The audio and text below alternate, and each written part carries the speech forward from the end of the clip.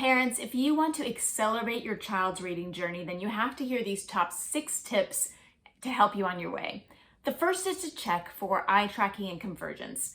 When you read along a line of text, your eyes have to work together as a team to focus on each word or word groups. And if there's a little bit of muscle weakness in the eyes or in that feedback loop with the brain, then you can get lots of symptoms like skipping words, missing out the S or ED endings on words, losing your place, or needing to use your finger to keep your place, skipping whole lines, at the end of line to the beginning of the next. That's a very common place for this issue to show.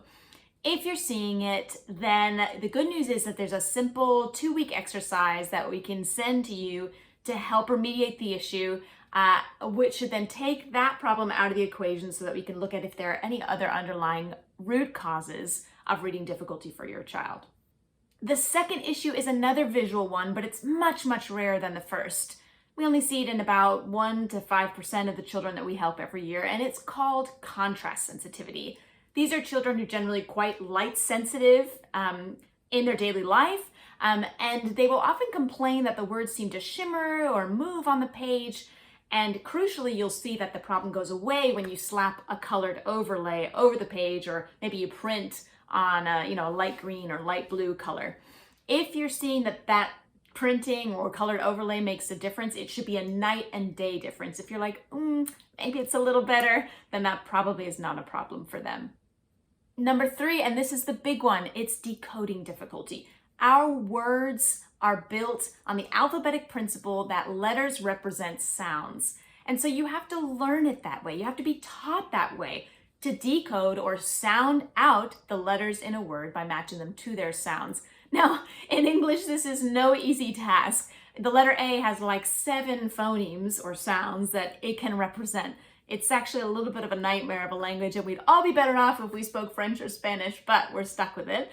And we have to teach our children how to handle its complexity.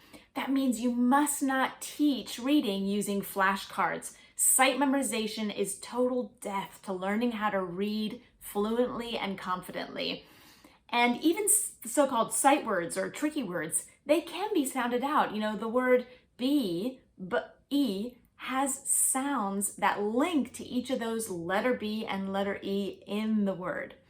So if your child is showing signs of decoding difficulty, you're going to see lots of guessing, wild guessing based on the first letter of a word, guessing based on the picture or other context clues on the page, guessing based on, their own predictive intelligence about what might come next in the story. You'll see that those common short words are wrong way more than you might expect. Words like for, of, from, was and saw might be flipped.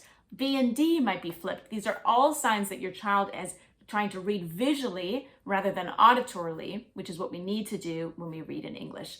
Please come to us if you're seeing this issue. This is our special area of expertise. We can work with you through the Easyread online intervention system and tune up your child's reading in a matter of months.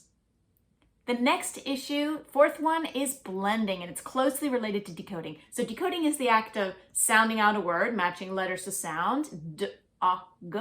Blending is the act of blending those sounds back into the word, dog. Now, this tends to show very obviously because the child just can't do it. They blend 2 sounds together, sure, but 3 or more, they fall apart. They get lost in the sounds. Generally, this is linked to some weak auditory function in the brain. Maybe they had some hearing infections in the early years, which kind of muddied up the waters when that part of the brain was developing. Maybe they just have a slightly below average functioning neurologically in that part of the brain. That's the way that they've been built. The great news is that the brain is plastic. We can fix and repair these things with the right kind of targeted practice. I'll give you one free exercise if this is your story right now. You want to ask your child to think of a word, any word that they're choosing, shorter is better maybe to start, and then break it apart into its sounds and then put those sounds back together. So this is all verbal, no letters allowed. So they might say bend, b, e, n, d, bend. And that's it. Try to give them, the chance to do this with you 5 words a day. And within a week, I think you'll see some massive differences. Okay, the next tip has to do with fluency development. So when you're learning to read, you learn to decode, you learn to blend, And then you move on to fluency, right? We're not stuck robotically reading sound by sound the rest of our lives. We develop something called automaticity, which is that ability to read with smoothness and fluency and ease. Now, a lot of the children that we work with who have struggled for years, they have never really developed this, and their comprehension is very poor as well, partially as a result and partially due to their poor reading strategy when it comes to decoding.